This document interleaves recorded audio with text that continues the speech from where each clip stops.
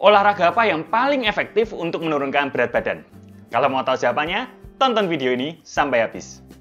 Sebelum kita memulai cerita hari ini, aku mau tanya dulu nih. Kamu posisi sekarang olahraganya jenis apa? Terus, kamu melakukan olahraga tersebut tujuannya biar apa? Untuk menurunkan berat badan? Atau tujuan yang lain? Misal, karena suka aja. Atau, taunya cuman itu. Atau, bisanya cuman itu. Ingin naikin otot. Atau apa? Coba tulis di kolom komentar ya. Aku pengen tahu apa aja jenis olahraga yang dilakuin audiens diet santuy, serta apa tujuan memilih olahraga itu. Pause dulu aja ya videonya, ku tunggu. 1, 2, 3. Ya, terima kasih buat yang sudah ngisi. Sekarang kita mulai cerita hari ini. Begini, buat yang mungkin tadi mengisi kalau tujuan kamu melakukan olahraga itu untuk menurunkan berat badan, mungkin sebenarnya tujuan kamu itu kurang tepat konsepnya.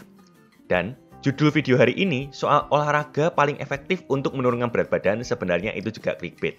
Kok bisa? Karena olahraga itu tidak menurunkan berat badan. Kaget kan? Nah, sebelum kamu mengira kalau aku mau bilang olahraga itu tidak penting, atau yang penting diet doang, atau kamu ngira aku mau menghancurkan motivasi orang yang berolahraga, sabar dulu. Dengerin dulu penjelasannya kenapa olahraga itu tidak menurunkan berat badan. Gini deh, coba kamu lihat para pesumo. Badannya gede-gede kan itu kan ya. Malah memang perlu badan gede karena mereka kan dorong-dorongan gitu ya olahraganya ya. Kalau olahraga itu bikin berat badan turun, pesumo mah harusnya ya ramping-ramping dong ya kudunya. Terus tahu olahraga strongman nggak? Yang berusaha ngangkat benda-benda sangat berat itu, bisa ngangkat ratusan kilo itu. Apakah badan mereka juga ramping-ramping? Kagak, badannya gede-gede juga mayoritas. Karena semakin berat mereka, absolute strength-nya atau kekuatan absolutnya itu juga naik di beberapa gerakan. Makin bisa angkat berat. Sekali lagi, kalau olahraga itu menurunkan berat badan, harusnya mereka ramping-ramping.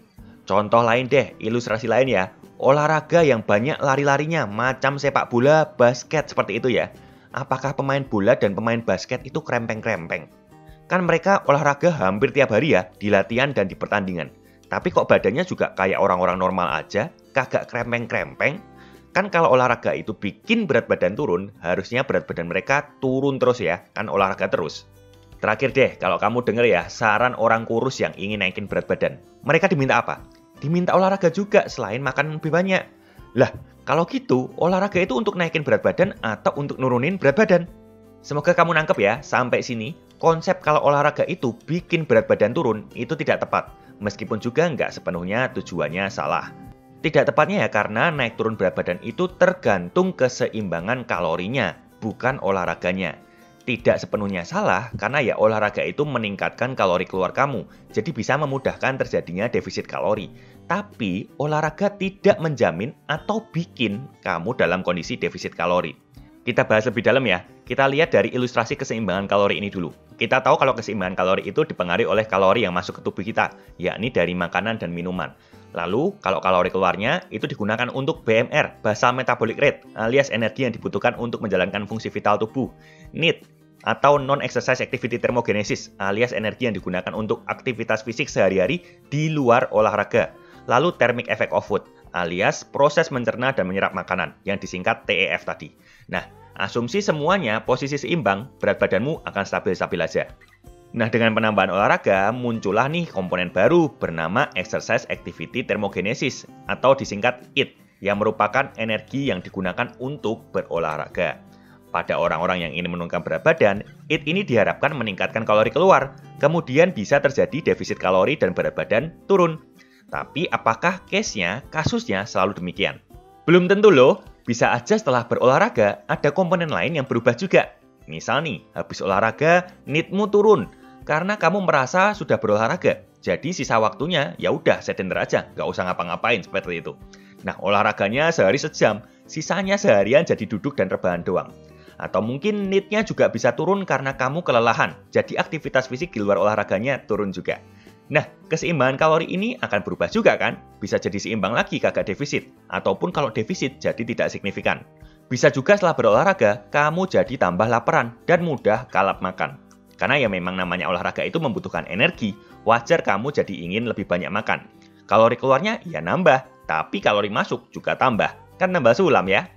Ada hal lain yang bisa berkontribusi nih. Nah, ini paling sederhana. Olahragamu itu ya nggak bakar kalori banyak-banyak amat. Misal nih, kamu pemula banget dalam berolahraga, lagi mau usaha olahraga niatnya belum kekumpul, pengetahuan soal olahraga juga belum banyak, yang penting ikut-ikut aja. Yang lain plank, kamu ikut-ikutan plank. Gerakan planknya masih salah juga. Planknya kuatnya juga cuman sebentar aja, seminggu juga cuman paling beberapa kali aja, seniatnya nggak terprogram.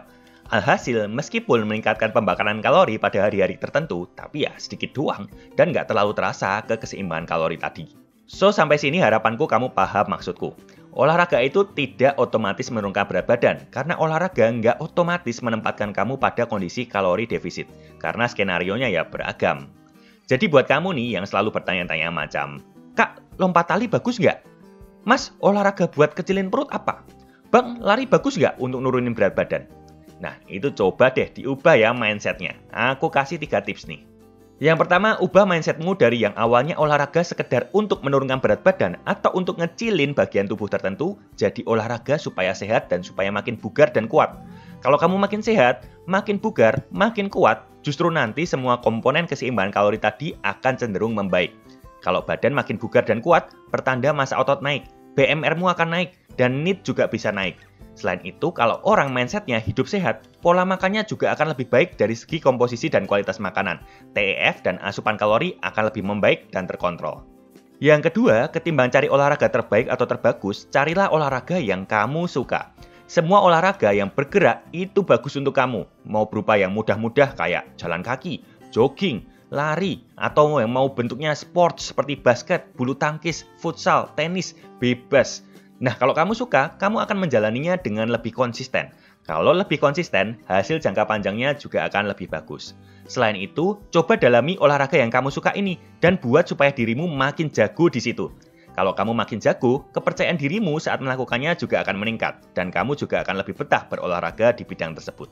Yang ketiga, selain melakukan olahraga yang kamu suka, lakukan juga olahraga beban minimal 2 kali seminggu. Karena olahraga beban ini berbeda manfaatnya dibanding olahraga yang lain.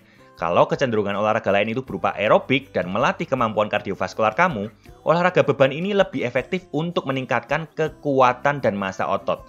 Dengan mengkombinasikan olahraga kardio berupa olahraga apapun yang kamu suka tadi dengan latihan beban, manfaat yang kamu hasilkan untuk kesehatan dan kebugaran tubuh kamu akan jauh lebih optimal. BTW kalau mau olahraga beban di rumah, jangan lupa ya, Diet Santuy lagi ada promo Resistance Tubes selama PPKM ini doang. Klik link di deskripsi box atau kolom komentar, pilih yang paling atas, lalu masukkan kode kupon PPKM saat pembayaran. Diskon 40% dan ini terbatas untuk 50 pembeli pertama aja. Sudah dapat course-course-nya juga loh. So, grab it fast ya. Sebenarnya selain itu, Diet Santuy juga ada produk adjustable dumbbell, tapi sementara ini sold out nih, udah habis. Ready lagi minggu kedua Agustus. Kalau mau pre-order bisa aja klik link yang paling bawah. Oke?